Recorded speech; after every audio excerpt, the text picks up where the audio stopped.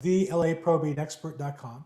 And today is our Tuesday, 3 p.m. Pacific Real Estate Investing Zoom.com meeting. We get together with brand new investors who want to get started, experienced investors, vendors, real estate brokers, and talk about investing in real estate in Southern California and across the country. We do this every week. We record it and put it on our YouTube channel, and we stream it live on Facebook, YouTube, and other social media. So welcome and thank you for being here on time. And we're just chatting a little bit before the call. So if ever you get a chance to register, love to have you come in early. One thing I tell people who participate every week, in real estate, this is a contact sport. The more people you meet, the more people you contribute to, the more money you make. And so if you're on the call, participate. Either turn on the camera, ask a question in the chat box, unmute yourself and ask a question. If you're watching this on social media, we watch the chat there as well. And not only can we respond to your questions on YouTube or Facebook, we might put them on if you're live and answer them live. So love to have you participate in that as well, okay? And also feel free every week to bring a deal. If you have something you're working on, a property under contract, it is off market, feel free to send it to me ahead of time to vet it, make sure that it's presentable, and then we'll present it to the group. We love to help make this meeting a chance for you to market properties. I want to share with you guys today, I do an interview about a week, one or two a week. And this week I interviewed a great real estate investor who actually had me as a guest on his podcast. We had a great connection, Paul Thompson out of Little Rock, Arkansas. He has a team he's built up in 6 years to 100 deals in the last 12 months, which is a phenomenal record. He did some wholesaling, some flipping, some BRR investment as well. But he talks in detail about how he went from 0 to 1 and from 1 to last year 100. And all really within the Little Rock market, a little bit in Ohio, because one of his employees lives there, but he talks about that step by step. And a couple takeaways, I'm going to post to YouTube tonight, and links and such to his program if you want to join in on that. But what I'd say is a couple takeaways that I got from the program, I found really confirming a lot of things I talk about all the time, hopefully are of benefit to you as well. Number one is transformation is 90% motivation. You've got to get in your head the desire, the intense desire to want to be successful or add to your income or create wealth or create retirement, whatever it is for you. You got to get clear on that and make that important to you so you're willing to do the work, because everybody wants the results, but the challenge is to have the motivation so that when the work is tough, you push through it to get the results you want. So definitely know that 90% is motivation. And so where do you get that? Well, you have to watch what you watch, listen to, and read. And I tell people all the time, if you want to transform yourself, you have to change what you're putting into your mind. One of my first coaches was Zig Ziglar. He said, you can change who you are, you can change what you are by changing what goes into your mind. And so break down what you watch, listen to, and read. When I ask that question to most people, they say, well, I don't watch much bad stuff. That's like saying I don't drink much poison. If you're having health issues, get rid of all the poison. And so motivation would start off with what are you watching, listening to, and reading. And most programs that we're aware of, and this is one of the things Paul said, really are mostly motivational. The tactics aren't necessarily duplicatable, but the motivation behind them are. So when you read Rich Dad, Poor Dad, or Bigger Pockets podcast, a lot of what's there is highly motivational. And use that as such to get yourself to know you can achieve great things. If that person can do it, I can do it. But then the next step is you have to find your strategy. And that's number two. Once you're motivated, once you're committed, you got to stop and write a plan, write an executable set of instructions, tactics, strategies, or adopt a program or a process. You can't just wander through and expect to get anywhere. And he sees the same thing I do, which is a lot of people go to a lot of different webinars and seminars and programs and never get into action. Those programs are good for the motivation, but you got to pick a program and work it hard in order to be successful. Number three, he said, be careful where you go. Make sure you're not just being sold. And I see this as well. There's certain programs that are easy to sell, but don't really work, right? What do I mean by that? Well, it's easy to sell a program when you make it sound easy, but it doesn't work because once it's not easy, people give up on it.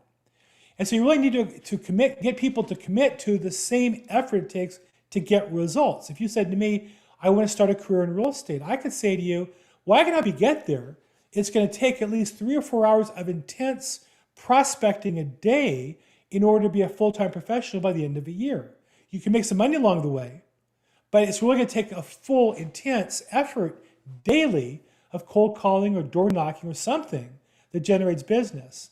And people will sell you a program that sounds as easy as click here and mail out postcards and wait for the phone to ring.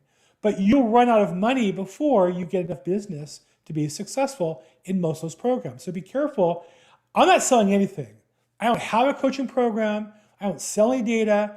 Anything that I offer you on a website that I have with a discount is for your benefit when I talk to vendors. So I'm glad to help you.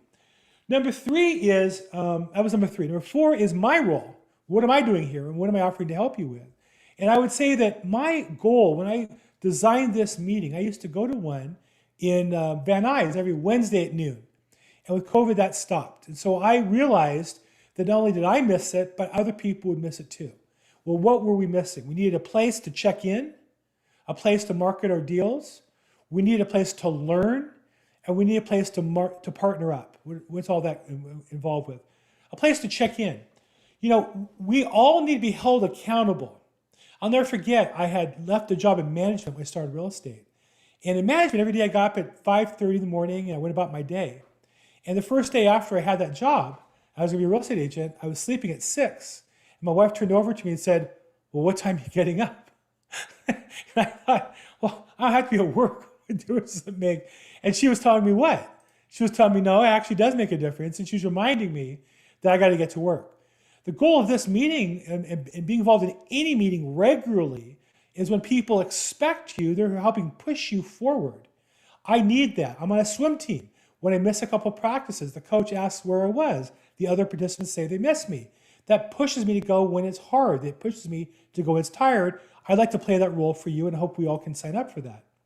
Second, as far as marketing deals, if you are in this business, Paul gave an example. He looks at hundreds of deals for each one he buys. He'll wholesale maybe 20 or 30 for each one that he buys as an investor. So if you're looking for an investment, you must find other deals that other people might appreciate. And so I'd love for this to be a marketplace where you have a deal under contract and we can present it and find investors. If you think the problem is money, there are plenty of people on this phone call, me included, that if it's a good deal, we'll get you the money lickety split. Don't let the money be the problem. Don't let the down payment be the problem. Don't let the financing be the problem. Find the deal. If you find the deal, bring it here. If you have problems getting it completed, and we'll help you put it together. We want to learn a little bit every week. I try to put a little content piece in it. And so today we talked about motivation and where to find a solution, but we try to put some. And then last is partner up. One of my takeaways, if you remember from the Grant Cardone program, was that nothing great is ever achieved without partners. Now, it doesn't mean you have to be legal partners. It doesn't mean you have to be marital partners, but it does mean more than just a transaction. You have a relationship where both parties benefit from the effort of each other. I have a couple investor partners that I do things for them without worry about me getting paid, because I know if they make money in the long run, I'll make money and vice versa. So you're looking for people to work with, whether you door knock with them or cold call with them or review deals together or work on social media or whatever it is. Use this, feel free, and put in the chat box. If you're looking to meet people, put your contact information and people will meet with you. We want this to be a place that you can be successful and can find people to help you be successful in your real estate practice. So that was kind of my overview. The YouTube video of my interview with Paul Thompson will be on YouTube tonight, and hope you guys will get a chance to see that as well. Okay, I covered a lot. I talked quickly. Questions, comments? Am I off base here? Does any of this ring true? I think it rings true, Bill. It's good to see you again. Nice to see you, Paul. Welcome back from wherever you Yeah, are. thanks. Whichever of the 8 states you've been traveling to, you were at recently. Well, this was a great trip because I got to see markets now that I've been only reading about, and I got to see it in action. I got to talk to people who are local and and see how the different markets are dynamic, because Chicago's a different market than Tampa, and Tampa is different than Rhode Island. And when you see these places and you talk to people, and that's how you get a feel for all these things much more. I mean, articles are valuable, right? they enlighten us, but it's another thing when all of a sudden you start talking to people who are doing transactions there, and so that, yeah, it was a great trip. You know, I will say that you see articles are valuable. You know, I did a blog post or a video on Sunday on how I think really most of the media, you know, I won't get into politics, but clearly you can see how political news is all about inflaming one side or the other, right? I think we can all agree with that. Whether you're on this side or that side, everything in news is to make you hate the other side, right? Yeah.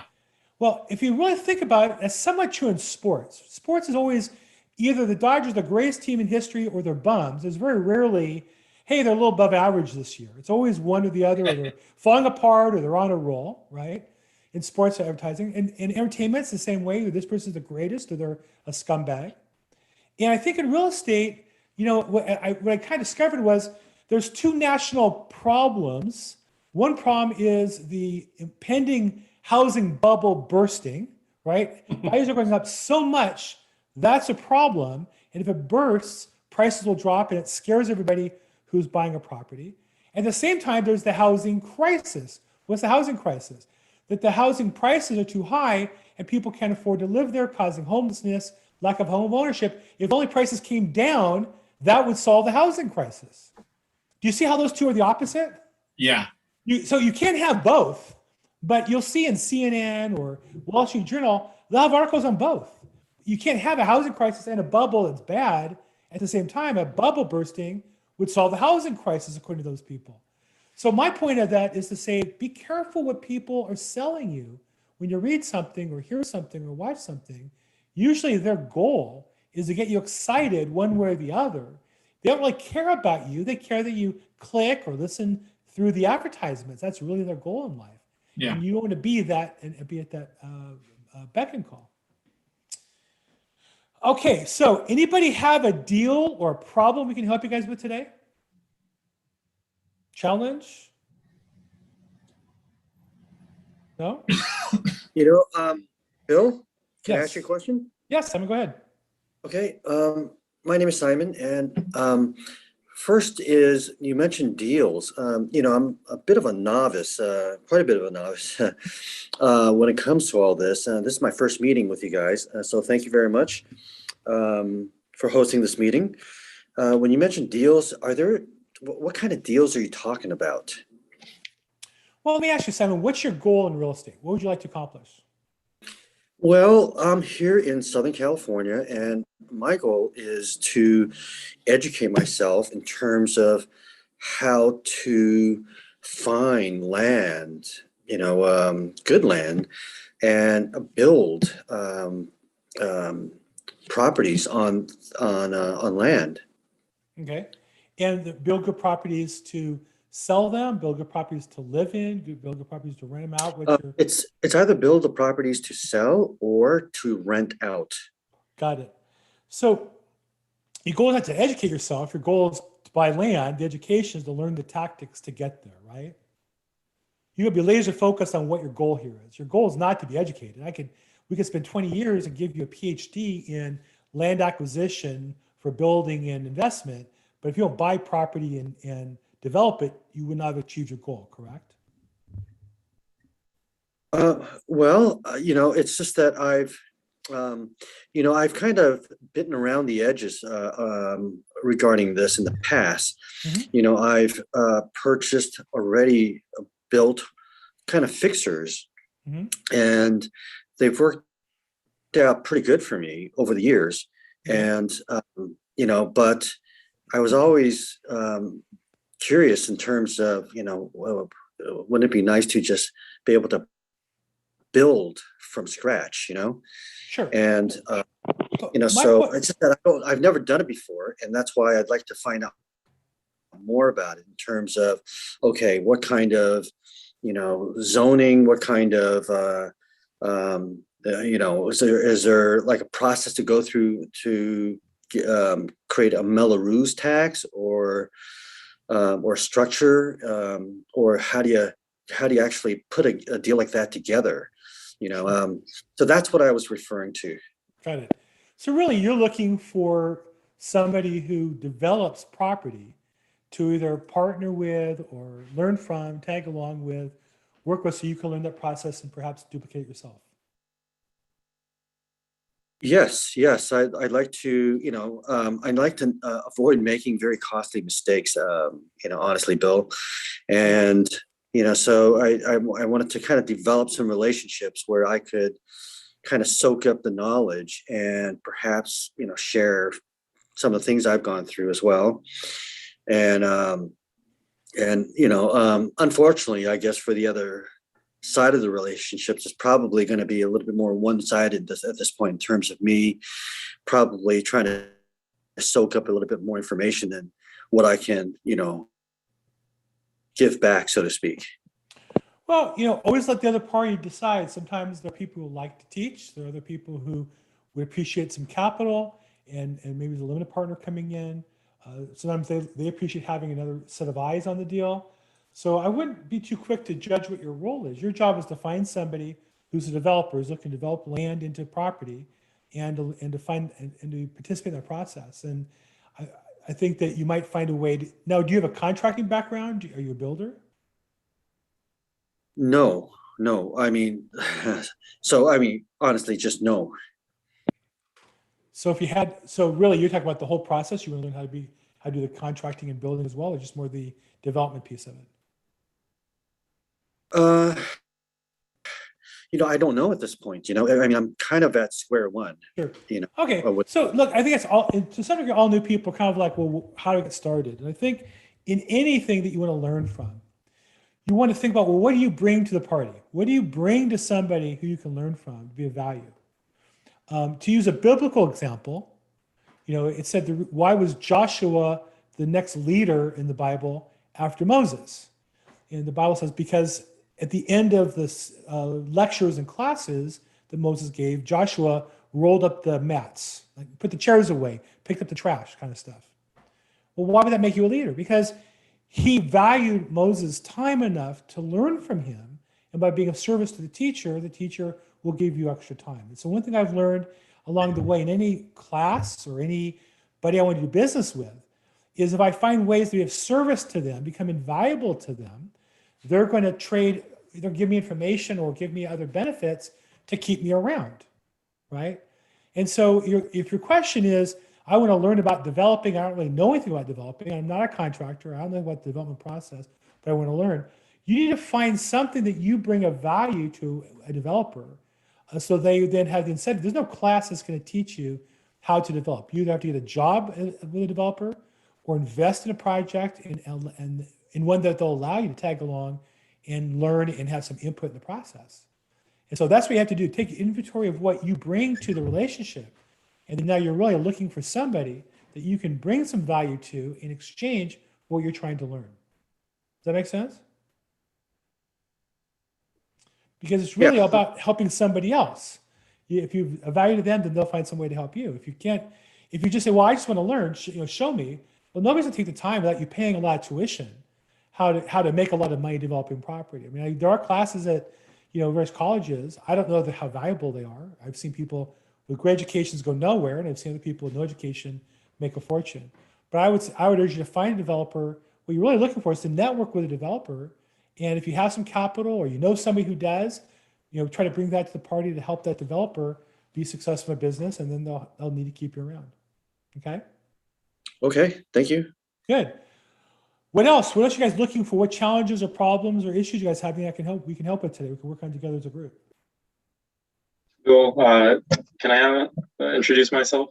Yeah, Daniel, go ahead. Hi, everybody. My name is Daniel. I'm a recent graduate of UCLA. I studied Whoa. Who let you in here? Are you a USC guy? No. One's a UCLA. Hold on one second. One is merely a UCLA guy. One is a Trojan. That's the distinction. Go ahead. All right, I see how it is. Well, yes, that's how it is. Go ahead. Okay. Well, basically, one thing that I've always been really interested in is real estate. And when I was in school, I started this website called bruintrack.com. And basically, the premise of it is just to help students find housing. And so one thing that I'd like to offer to the people in the Zoom call is, if you have any properties that you're looking for free advertising on, I just wanted to share, this is a project that I've been working on with other students. Nice. And we have about 1,000 weekly active users that are students that are looking for apartments, especially in this remote environment. And so if you would like to advertise, it's completely free. Really, if I got anything in return, it would just be, perhaps a conversation, a phone call with whichever one of you guys wants to list for free and, gain more of your guys' knowledge, because I'm a recent, graduate and just want to learn more from all of the experience that you guys have. Nice. So Daniel, if someone want to get in touch with you, how would they reach you regarding this project? I will, I'll add a link to the website and my email in the Zoom chat. Good. Very nice. Okay, there you go. Daniel, that's such a great idea. Maybe you can apply and get in the Marshall School at USC and they'll let you upgrade your education. But that's really exciting. I'd rather go to Anderson, but yeah. Okay, good luck with that.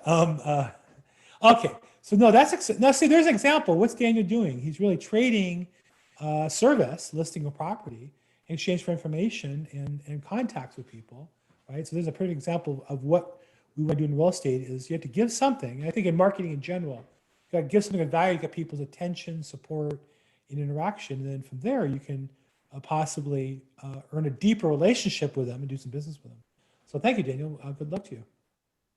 Hey, Bill, I just thought of something. I have a client who he's going to be buying out his sister's share of a property, but as part of their agreement, they want to have a licensed appraiser as opposed to someone just doing a, like an eyeball number. Do you have a licensed appraiser that you can recommend? Someone that, local to LA, not someone necessarily up in Santa Clarita, but works down here in the basin. I do. Now, I would say he lives in Orange County, but I've used him in my LA business for 15, 20 years. Oh, have you? Part of it is he's also proven a number of panels and has experience and does a really good job. But definitely, Community Appraisal Group, Tim Thompson, I've known him at least 25 years since my daughter was born. So, I'll put his info in the chat box, or I'll text you info offline, Paul. Yeah, that'd be great. Thanks, Bill. I just thought about that right now. Yeah, very nice. BruinsHack.com. Is Bruins Hack, is that a computer sciences project, or is that your domain name, Daniel? All right, what was the question? Bruins Hack, is that your domain, or is that just is that a program at UCLA for like hackathons and such? So there's Bruins Hack, but the thing that I've worked with other students to build is called Bruin Shack. Oh, there you go. I'm sorry.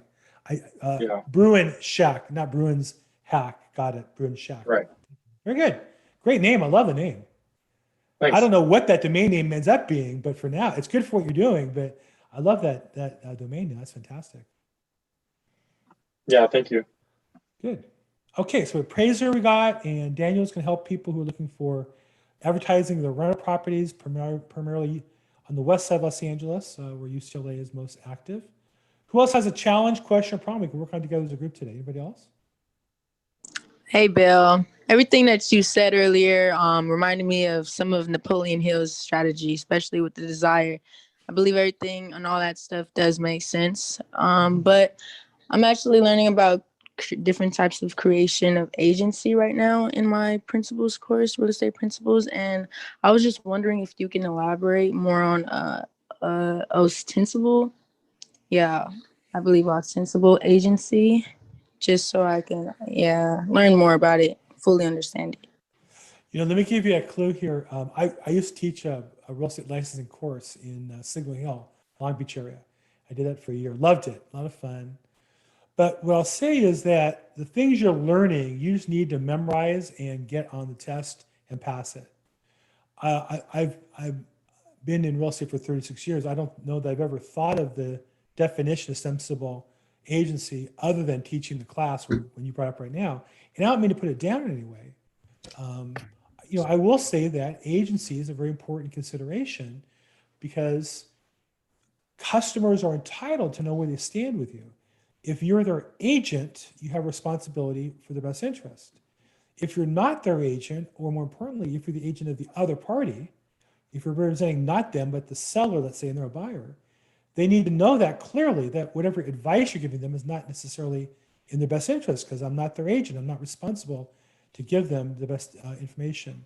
Where Ostensible, begins and ends, I really couldn't tell you. It's been a while since I taught the material, and you really need to have the right answer in order to get the question correct. But I will say that agency is a very important, underrated concept as a realtor, because we will meet people. There are agents who will meet a homeowner and turn around, take off their agency hat and put on their principal hat and buy the property as cheap as they can. But if that seller gave you information thinking you were their agent, or thinking you were going to be their agent, then you really disserved them. You might have done something unethical and or illegal. So that's where the ostensible agency is a defining line. And again, it's been a while. I handled that case. Oh, there you go, Jack. So what's the distinction?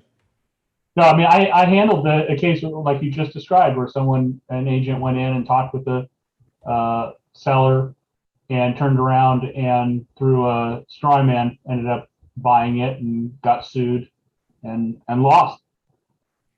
Yeah, it happens a lot, and it's a common problem. That's why many agencies don't allow you to buy property as a principal, or if they do, they want to charge you fees, or they don't charge you fees, but they limit you to one a year.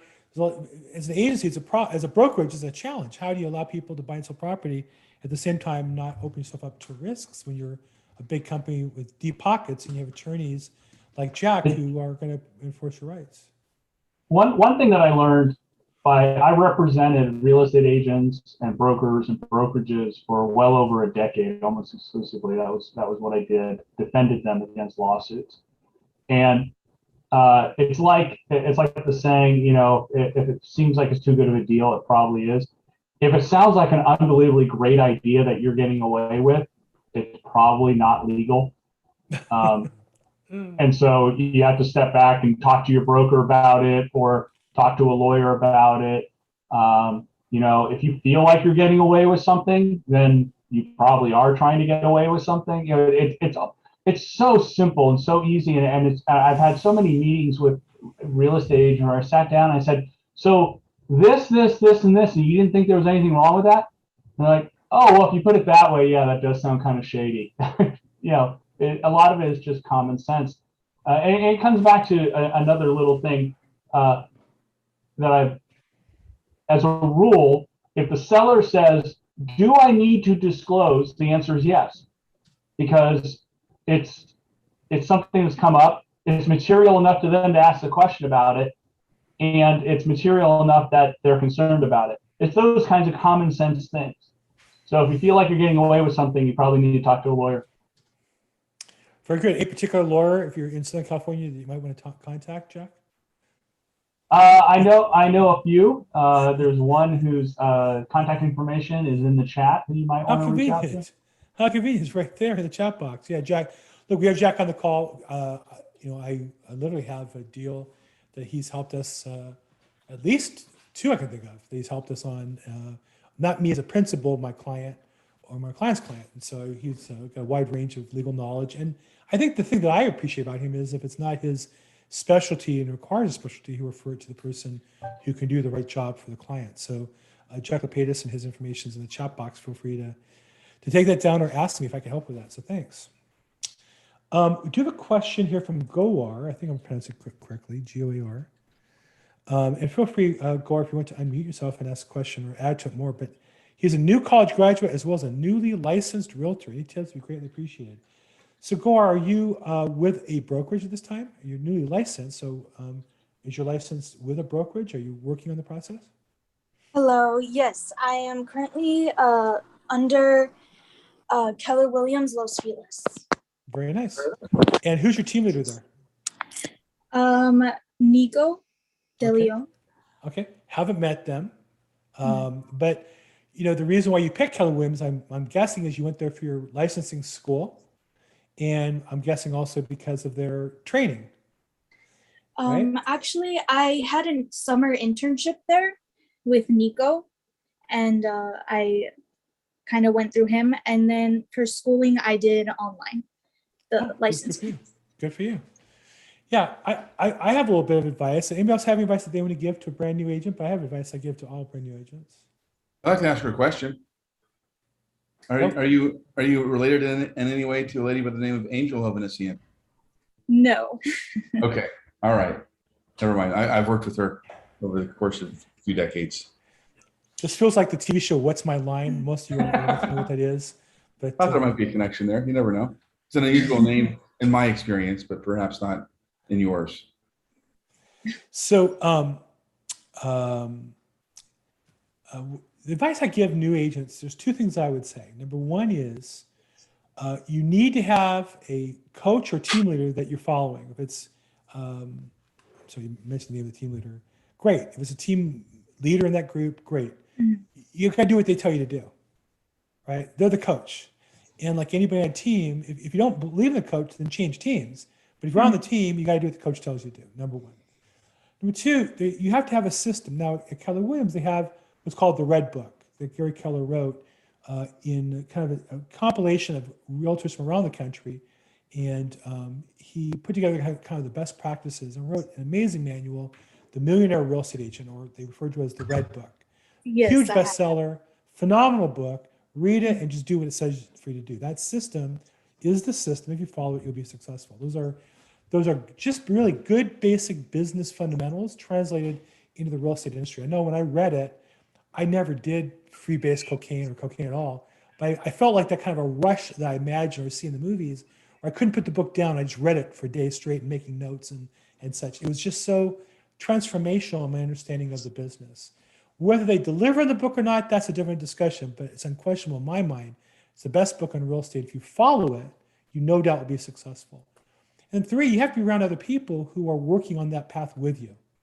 I talked about that before, but in your case at that office, there's got to be other people who are like you new, some people who are ahead of you, who have already done a deal or two and in the business for 6 months or a year.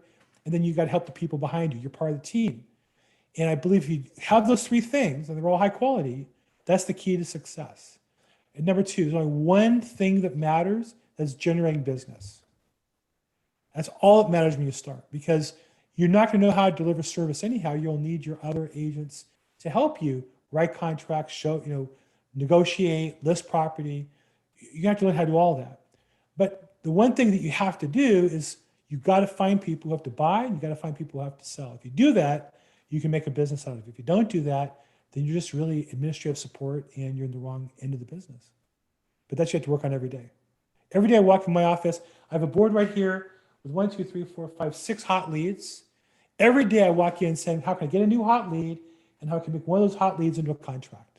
Every day. That's my number one job. And I'm a listing agent. So how do I get a new listing? Well, there's 6 hot leads. That one I sent a contract out on, that one I emailed the attorney on, that one I did this, that one I did that one I talked to her, that one I talked to him, and I'm getting in the contract yet today. But I haven't given up, and I got to get a new hot lead somehow. That's your job as a real estate agent. As a real estate investor, I think it's really how you find a new deal to look at today, or multiple deals to look at today, and then how do you get one under contract. And whether it's writing a deal a day or writing a deal a week, or whatever your numbers are, that's got to be your focus, because it's all about, really, when you're in sales, generating new business. Does that help a bit? Yes, thank you. I also have another question. So when you would you recommend when you register your DBA to be incorporate yourself? I think I wouldn't do any of that yet. I wouldn't incorporate yet. I wouldn't have a DBA yet. I wouldn't have a separate domain name yet. All I would do is talk to everybody I know about real estate until somebody buys a house, and then spend some of your money into some of that overhead. But I just find too many agents, and if I could make one knock on Keller Williams, I just feel like they spend so much time building a business that has no lead generation coming in. The Red Book doesn't say that. The Red Book says you got to generate business every day. And so I would say I wouldn't spend $1 on anything but lead generation.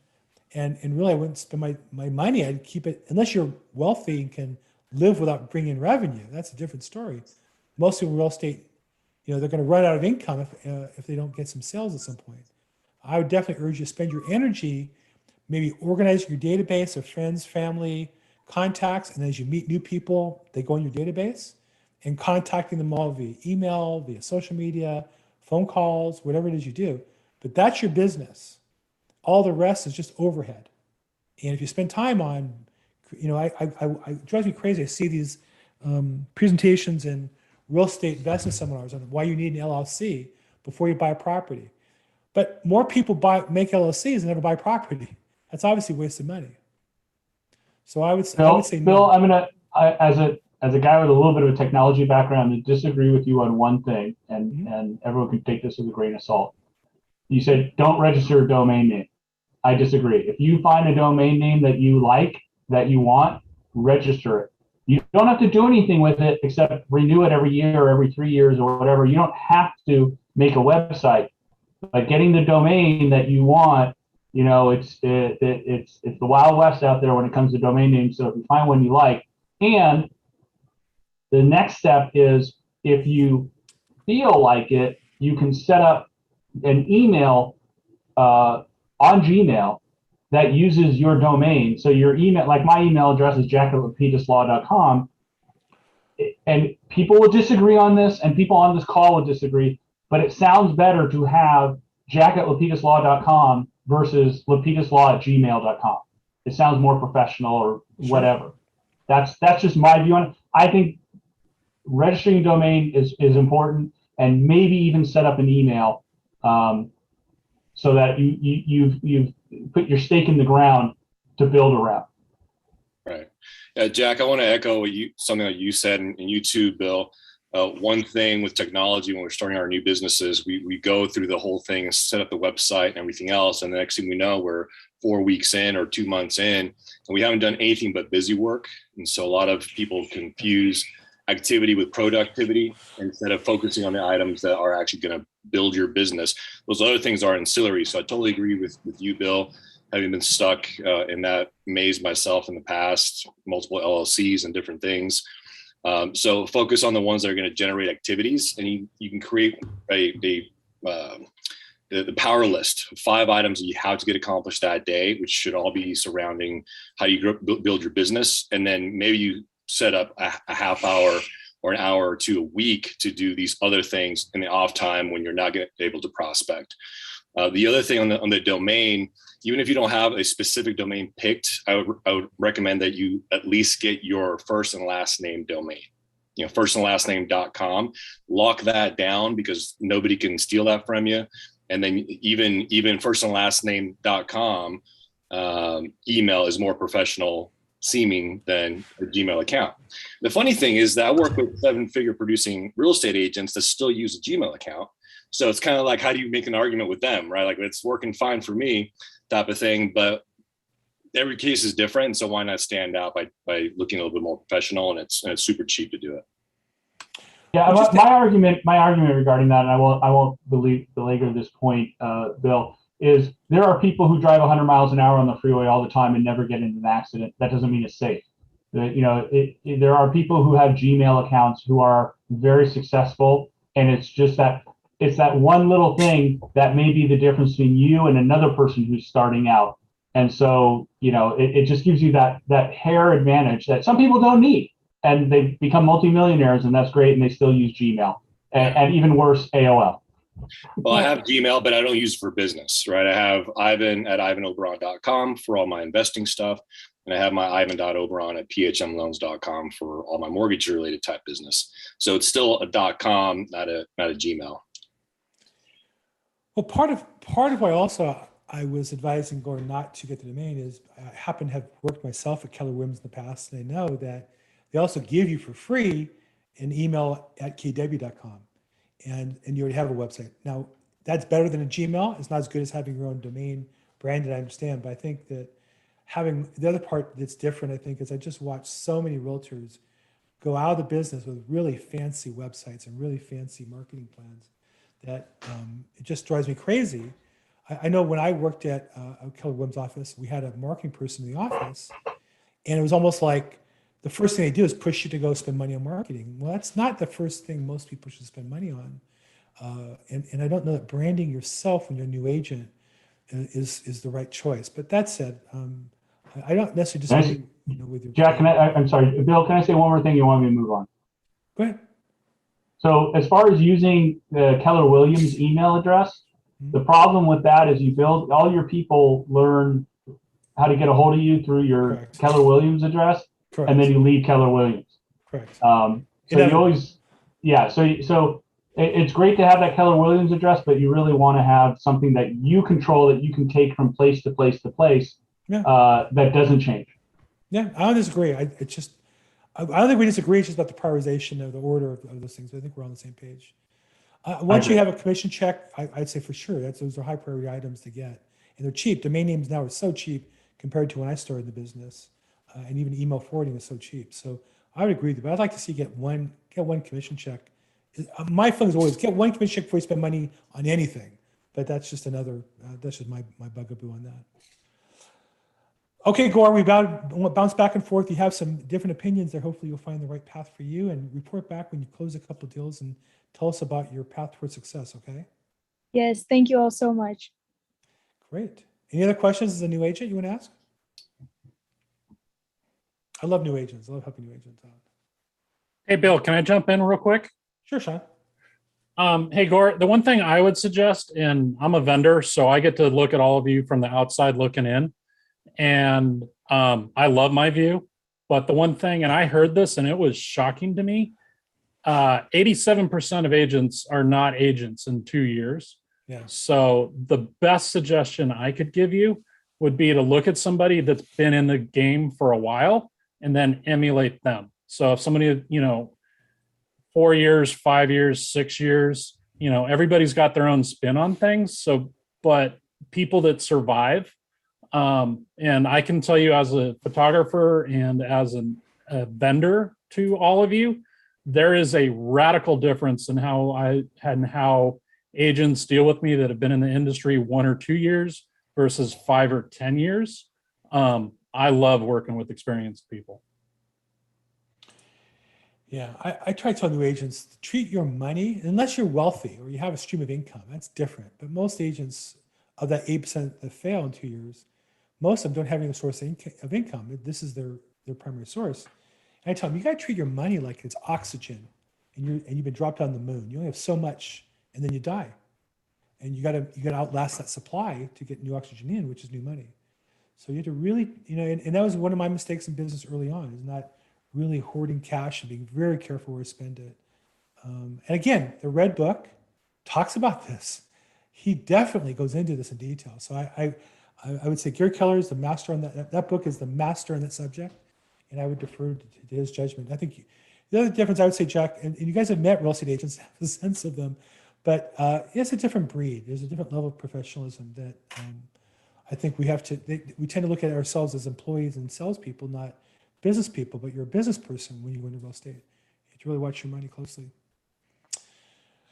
Okay, good. Bill, what's this fellow's name? The Red Book. Gary Keller, founder of Keller Williams, wrote a book called The Millionaire Real Estate Agent. MRE it's referred to as. Or Say that again, The Millionaire Real Estate Agent. If you ever interview with Keller Williams, I'll give you a copy for free. It's a great recruiting tool, or it's available on Amazon.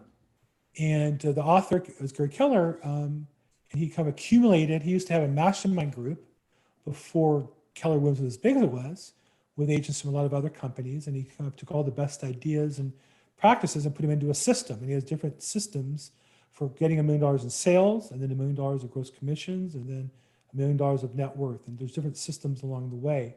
And he really identifies those transition points and what the focus is at each level. He does a fantastic job. And it's referred to as the Red Book because Gary Keller's written since another book on investing and something else. So one's blue and one's green. But the Red Book, Millionaire Real Estate Agent, is just, I think, essential reading for anybody who's a real estate agent practitioner. And a great business book overall. He since has written The One Thing, which is an attempt to cross-market, meaning non-just real estate. And the one thing being generating business. And I think in all businesses, if you think about it, who's the attorney who makes the most money in a law firm? What's the range that brings in the business? Who's the CPA that brings the most money? It's the head partner whose job it is to bring in the clients. And so in all businesses, it's really the one thing to focus on is bringing in revenue to the organization. Great author. Fantastic. Okay, good. Well, that's exciting to talk about. Any other questions, challenges, problems we can help you guys with as a group today? Was this helpful a little bit for the rest of you? No? Yes? So, Hey, Bill, Uh-huh. something you've been saying that really kind of finally struck home today is not how to get something done, but who to get it done can get it done. Yeah. So I've been struggling along trying to get a project going in Kansas City and pushing and pushing. My wife says, why don't you hire this guy that's what he does? He manages jobs. He's not a contractor. He manages people doing jobs. And I should have called him 3 months ago and just turned Yeah. it over to him to push the contractor. Yeah, I think once you get things going, once you have money coming in, then you can afford to trade time for money. You know, for example, I had occasion last week. Yeah, where I no, had the other half of it, I was being tight with a buck. I'm sorry? I said that was the other side of it. The other side of it, I was keeping the money in my pocket. Well, I know it can feel like it, but when you're, you know, I'll use my own example. I had a lockbox that was on Crenshaw and 12th Street. So for me to drive there, get the keys out, deliver to the client, come back, that job, let's just say, is an hour. By the time traffic and everything, you make all that happen for me where I live. Well, I could pay somebody $25 for an hour, and there are people who are glad to get paid $25 cash, even. I could do it myself. Perhaps I could do it and make phone calls while I'm driving and make the time a little more productive. But I need to make a lot more than $25 an hour to live my lifestyle. You know, I need to be grossing, probably $400, $500 an hour. I have expenses. I don't get to keep all that money. But to achieve my goals, I need to make that kind of money. And I can't do that doing $25 an hour work. So when you get to a second level, it gets to be about not, me doing everything, but who can I have do this job more effectively than me? And they can do it maybe better and cheaper. So I have virtual assistants who I pay $4 an hour to for certain things, some 6, some 12, some 20s, whatever. I mean, no, to be honest, one's on this call. She does a great job. I even know what I pay her. Every time I get a bill, I feel like I say to her all the time, I wish you did more work for me because you're just great. Everything you touch turns to gold. Because I know when she works with me on my projects, I make more money. That's a place to get to. But at the beginning, you have to hold on to that cash until you have money coming in. So, Cherry, thank you for putting the details in the book, in the chat box. Any other questions, comments, problems? We have about another few minutes before we wrap up. Actually, Bill, you were talking about, growing your business, and Grant Cardone in that training that he was talking about how all of us need more of whatever it is. So in other words, in Alan's case, he needs more projects in Kansas City. And what you were saying, you need more listings and I need more projects. And because he was saying, because when you get to the end of the year, a lot of people, if not most people, fall short of whatever that goal is. So to your point of how you said, boy, I wish there was more you could do. That's exactly the mindset that Grant was talking about, which is that, no, you want to find more things for that person who does something really, really well, right, for them to do, because that just simply means you can service more, whatever, projects or listings or things. And that's how you grow a business. It's by wanting to give someone who's good more stuff to do, right? And then I think that's the golden ticket to trying to hit an actual goal, because when you're a year away from a goal and it's January 3rd and you're talking about how you want to make X a number of dollars, that goal feels very far away. December 31st feels very far away, but when all of a sudden it's September 30th, you know what I mean? It's like, whoa, we're coming up on the last quarter of the year and I'm not even close to hitting a goal. We all know it. That's when you're starting to run out of time. So it's almost like every single day you have to have that mentality. I need more people, or I need more projects, or I need more things, because that's how you hit that year-end goal. So. And Grant would say not even just more, but 10 times more. 10 times more, exactly. That was his words, exactly. That's how I look at great training. Yeah, I mean, I started, this call when I first launched it, post-COVID, well, that was like March, let's say by April, I had 3 people, 5 people, and I kept thinking, well, how do I 10 times it? Well, I haven't got to 10 times yet. Maybe I'm 8 times it.